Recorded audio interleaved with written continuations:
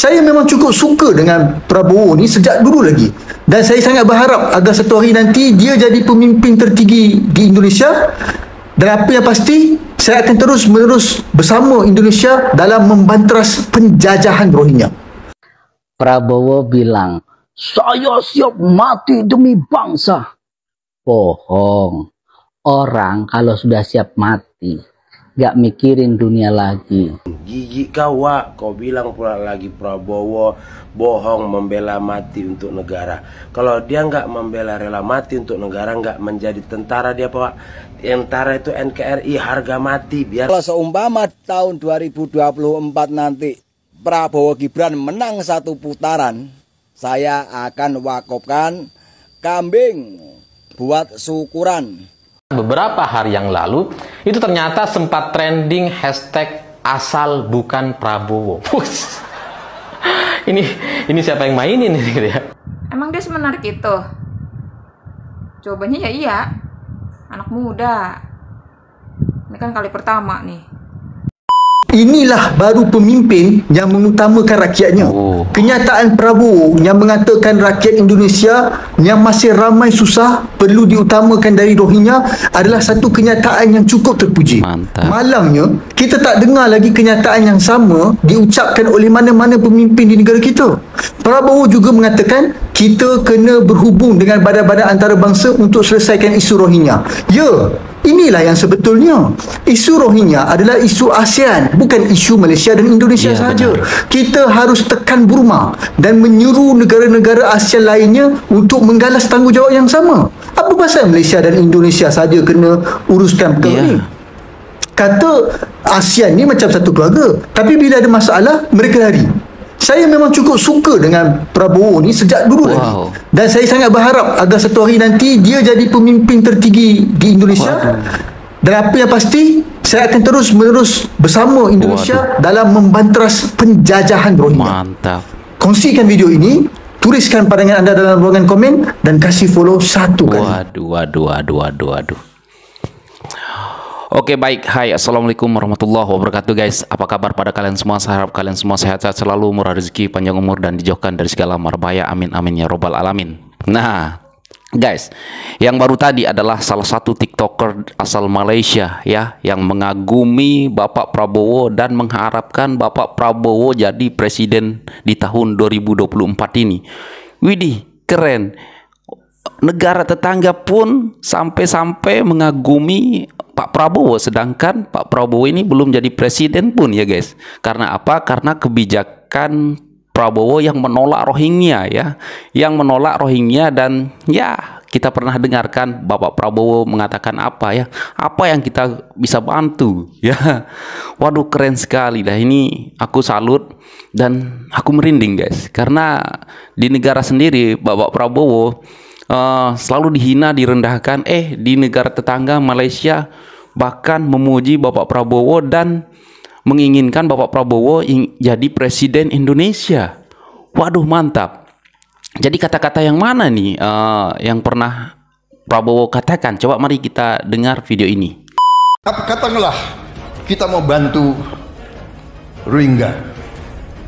Apa yang bisa kita bantu, Pak? Rakyat kita sendiri kurang makan. Iya.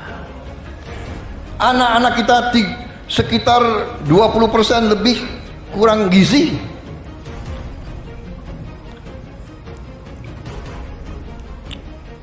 Tadinya yang kita terima Rohingya, sekarang kasihan rakyat Aceh, rakyat Sumatera Utara ya. Ini saya bicara praktis, Pak. Oke, baik guys. Oh, ternyata kata-kata ini ya, kata-kata ini yang membuat orang Malaysia kagum dengan Prabowo dan mengharapkan Prabowo jadi presiden. Orang Malaysia ini, TikToker daripada Malaysia ini berharap ya kalau Prabowo di tahun 2024 ini memimpin Indonesia. Keren sekali guys ya. Aku tak sangka juga ya guys, orang Malaysia memuji ataupun mengagumi Prabowo ya guys. Tetapi sayang sekali ya, di Indonesia masih banyak orang-orang yang ingin menjatuhkan Bapak Prabowo ya guys. Ya, meskipun tidak berhasil ya guys. Nah, ini ada juga ya guys yang mungkin benci dengan Prabowo. Aku pun nggak tahu, mengaku ustadz ya. Di sini mengaku ustadz ini bongkar Prabowo haram dipilih ya, haram dipilih karena pembohong kelas berat. Widih, coba kita lihat dulu videonya ya guys. Prabowo bilang, saya siap mati demi bangsa. Ya. Bohong. Orang kalau sudah siap mati, gak mikirin dunia lagi. Ini tiap pilpres nyalon lagi. Masyarakat setiap buka kertas suara bosen lihat wajah Pak Prabowo terus. Aku nggak bosen. Udahlah Pak Prabowo, istirahat ya, bertaubat. Jangan bohongi masyarakat terus hanya untuk memenuhi ambisimu itu. Ya, harta kekayaanmu untuk bayar hutang-hutangmu, bisnismu bereskan. Kalau masih ada sisa, buat lembaga pendidikan di pucuk gunung, boleh bikin pesantren Darut Taubah. Ya, saya temenin kalau seperti itu. Udah, itu aja. Kalau ini jelas, pendukung Ganjar, pantesan lah ya pendukung Ganjar, pantesan lah mereka ini suka dengan menjelekkan Prabowo ya kan. Biasalah kan pendukung Ganjar itu suka merendah-rendahkan ataupun menyerang Bapak Prabowo ya guys. Waduh, parah lah orang ini ya guys. Coba mari kita lihat tanggapan netizen dari TikTok ya. 1, 2, 3, play. Prabowo bilang, saya siap mati demi bangsa. Dirimu mengaku ustadz, wah ustadz apa? Ustadz abal-abal, ustadz abal-abal. Jika wah, kau bilang pula lagi Prabowo bohong membela mati untuk negara. Kalau dia nggak membela rela mati untuk negara, nggak menjadi tentara dia pak. Tentara itu NKRI harga mati biar kau paham. Iya benar. Kelihatan jelas wah kemarin itu kan, dari kubunya Anies menjelek-jelekkan Prabowo. Ini kucek semua pitimu, kau dari kubunya Ganjar. Iya. Seperti itu, biarkan berjalan dengan seiring waktu. Gak usah kau bilang bohong lah, inilah, itulah. Kau ngaku ustadz, nggak malu kau seperti itu. Tidak ada ustadz yang namanya bersifat iri dengki seperti dirimu. Iya benar. Camkan itu ya. Ya benar. Kami masyarakat mana kau bilang yang bosan? Kami 98% warga Medan memilih Prabowo. Widih, mantap. 98%. Semakin yakin masyarakat untuk memilih Prabowo Gibran menjadi presiden dan wakil presiden untuk rela mati, harga mati, membela rakyat Indonesia. Kau camkan itu, kau catat itu. Oke. Assalamualaikum. Waalaikumsalam. Waduh, keren nih guys. 98% rakyat Medan memilih Prabowo. Mantap. Keren ya guys. Itulah ya kan, kalau pendukung 01, 03 ini kok aku pun nggak tahu, selalu mereka di media sosial selalu ingin menjatuhkan Prabowo ya guys. Mereka di dua kubu ini menyerang Prabowo karena apa ya? Kalau saya sih beranggapan karena Prabowo lah yang paling tinggi surveinya sekarang ini ya guys. Dan ini juga ya guys, ada lagi nih apa cok kita dengar nih yang ya biasalah yang sering menjelek-jelekkan Prabowo ya kan. Beberapa hari yang lalu itu ternyata sempat trending hashtag asal bukan Prabowo. Ini siapa yang mainin ini gitu ya? Asal bukan karena Prabowo. Kalau kita ngelihat dari kalimatnya asal bukan Prabowo, itu maksudnya di Pilpres 2024 terserah siapa yang menang, bisa Ganjar, bisa Anies, yang penting bukan Prabowo. Dan dari sini saya kemudian coba mencari tahu gitu ya, ini hashtag atau trending di X ini dari kubu siapa. Dalam kesimpulan saya setelah saya melihat beberapa akun dan afiliasinya, saya menyimpulkan bahwa kebanyakan dari orang-orang yang menggaungkan hashtag asal bukan Prabowo ini ternyata adalah orang-orang pendukung Anies Caimin. Jadi ini dari kubu Anies Caimin yang mungkin kalian dua-dua ini dilakukan juga oleh mesin PKS yang selama ini dianggap punya cyber army, terutama di X atau Twitter. Jadi ya mungkin selama ini mereka sudah jengah sekali gitu ya, karena memang mereka anti dengan Jokowi, kelompok PKS dan kawan-kawan ini. Kemudian semakin hari mungkin juga sudah semakin jengah, dan di tengah situasi seperti sekarang mereka nampaknya menurunkan egonya. Kalau misalkan Anies tidak lolos di putaran kedua, maka mereka bersiap untuk mendukung Ganjar.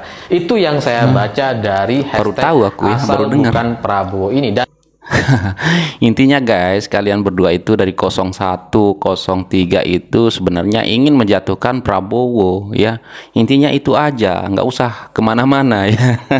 Intinya biar sebelum pemilihan supaya survei ataupun survei tentang Prabowo itu menurun, biar kalian lebih tinggi itu, biar Banteng lebih tinggi. Sama juga dengan 01, biar mereka lebih tinggi daripada Prabowo. Sebenarnya itu aja kenapa kalian buat hashtag asal bukan Prabowo ya.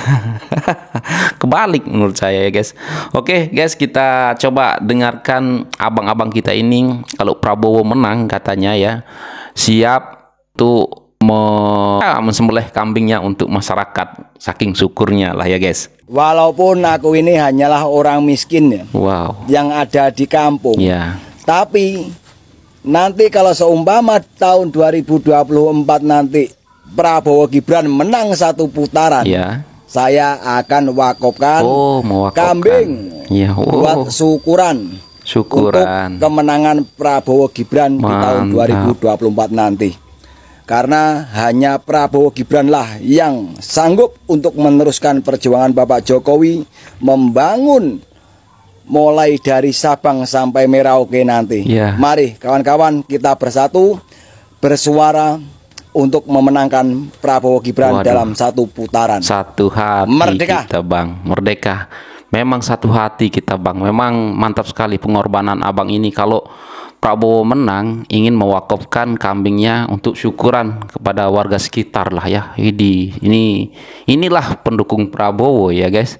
Bukan menjelekkan, bukan memfitnah orang lain. Kalau pendukung Prabowo itu ya kayak gini. Misalkan Prabowo menang ya akan mewakafkan kambingnya untuk syukuran lah. Yang baik-baik aja gitu. Bukan kayak di kubu-kubu sebelah.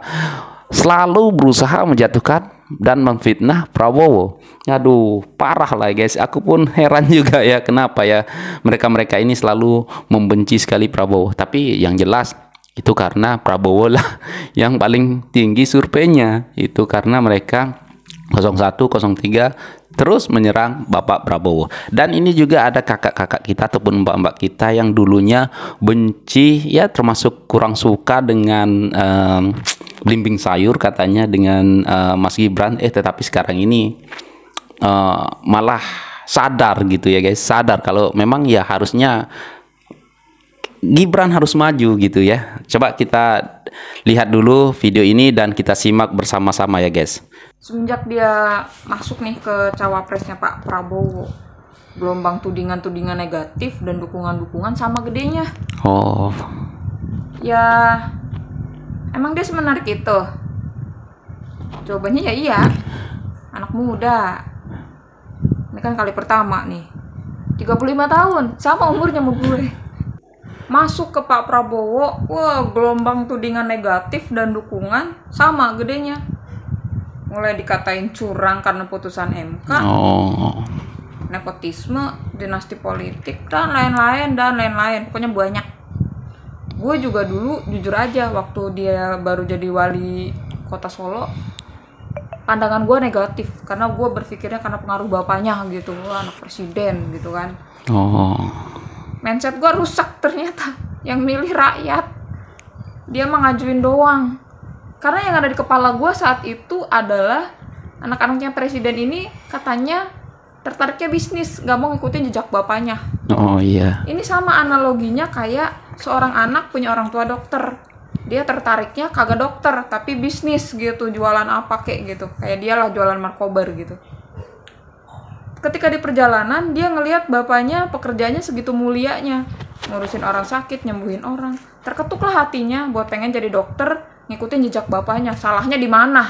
Nggak ada salah kayak ya kan? dia nih, yang tadinya nggak mau ngikutin jejak bapaknya, tiba-tiba jadi wali kota.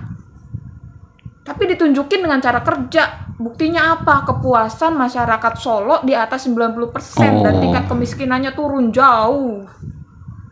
Yang jadi pertanyaan gue adalah keputusan MK yang salah, apa ketakutan karena kekalahan suara? Karena kita tahu sendiri, sebagian besar rakyat Indonesia adalah anak muda. Dan anak muda di Indonesia sekarang tuh udah pada pinter-pinter. Sekalipun gampang dikomporin gitu maksudnya. Dikatain anak gak apa-apa, dikatain anak ingusan. Beliau cuman bilang, kalau saya anak ingusan berarti gak takut dong sama manuver-manuver saya. Oh iya benar. Kita harus ingat, Indonesia merdeka gara-gara siapa? Gara-gara anak muda. Ya benar. Ini kita nikmatin sekarang. Itu ulahnya siapa? Ulahnya Sultan Syahrir dan kawan-kawan. Ingat tuh, yang memerdekakan Indonesia Bapak Soekarno sebagai bapak proklamator, bener. Seluruh dunia mengakui itu. Tapi siapa yang membuat Presiden Soekarno membacakan teks proklamasi di tanggal 17 Agustus yang padahal Indonesia itu udah diatur jadwal kemerdekaannya? Bukan di tanggal 17 itu. Oh iya. Tapi siapa yang bikin itu diumumin tanggal 17? Anak muda, namanya Sultan Syahrir dan kawan-kawannya. Kerja kerasnya dia nih, kerja keras mereka, kerja keras anak muda yang ngeyakinin Pak Soekarno, ayo cepet-cepet dibacain, gak pakai nunda. Kudu sekarang kalau perlu. Besok kagak mau Presiden Soekarnonya karena dia udah menyetujui bahwa Indonesia akan dimerdekakan. Tapi nggak secepat ini gitu. Oh iya. Akhirnya apa? Diculik nih. Pak Karno sama Bung Hatta diculik sama pemuda Indonesia. Dipaksa lo kudu baca nih cepet. Kalau kagak kita kagak bakalan merdeka. Itu ulahnya anak muda. Nah ini kenapa anaknya presiden pengen memajukan negara diragukan karena alasan usia. Katanya alasannya lagi karena keputusan MK yang salah. Sebenarnya kenapa? Takut banget. Kok panik banget gitu. Dibilang nepotisme, dibilang dinasti. Menurut gua mah kalau dia masuknya ke Pak Ganjar baru kelihatan nepotismenya karena bapaknya juga orang PDI. Oh. Kalau dia menyeberang ke orang yang dulunya jadi oposisi. Kaisang milihnya PSI, partai yang punya kursi di pemerintahan aja kagak. Beloman. Ya kenapa dia milihnya ke partai kecil? Ya kalau dia mau manfaatin bapaknya, mau manfaatin katanya dinasti, ya udah aja masuk partai gede. Benar. Yang udah pasti tuh partai juga dengan senang hati nerima mereka. Karena punya suara pasti tinggi. Kenapa dia malah milihnya partai kecil? Benar. Terus ada lagi yang bilang, lah itu memang akal-akalan Jokowi mau menguasain politik. Ya emang harus ada akal, udah pinter. Ya siapa suruh akalnya nggak si brilian Pak Jokowi, kan kayak gitu. Ada yang jawab lagi, ya karena kalau yang lain mah jujur nggak kayak Pak Jokowi. Hah? Dari kapan dunia politik itu penuh dengan kejujuran? Udah kepanjangan. Ya. Ini survei dari elektabilitas ketiga capres dan cawapres kita. Udah ya, ini cuma survei. Masih jauh lah ya. Bisa berubah-ubah kapan aja tiap waktu. Prabowo masih menit, dah kagak usah memimpin. diikutin. Iya guys, itu ya video dari mbak-mbak kita yang mengatakan ya dulunya kurang suka juga dengan Gibran, tetapi ternyata setelah ya mungkin direnungkan akhirnya benar juga ya apa yang dilakukan Mas Gibran untuk anak muda ya kan. Oke guys, mungkin itu saja untuk video kali ini dan ya terima kasih karena sudah menonton video ini dan kita sudah menikmati video tadi mendengar bersama-sama kalau orang Malaysia pun berharap Pak Prabowo lah yang jadi presiden ya guys. Nah jadi ayo guys kita bersama-sama untuk memenangkan Prabowo Gibran satu putaran. Dan terima kasih yang sudah menonton sampai habis. Jangan lupa like, comment, dan subscribe. Dan sekian, terima kasih. Assalamualaikum warahmatullahi wabarakatuh.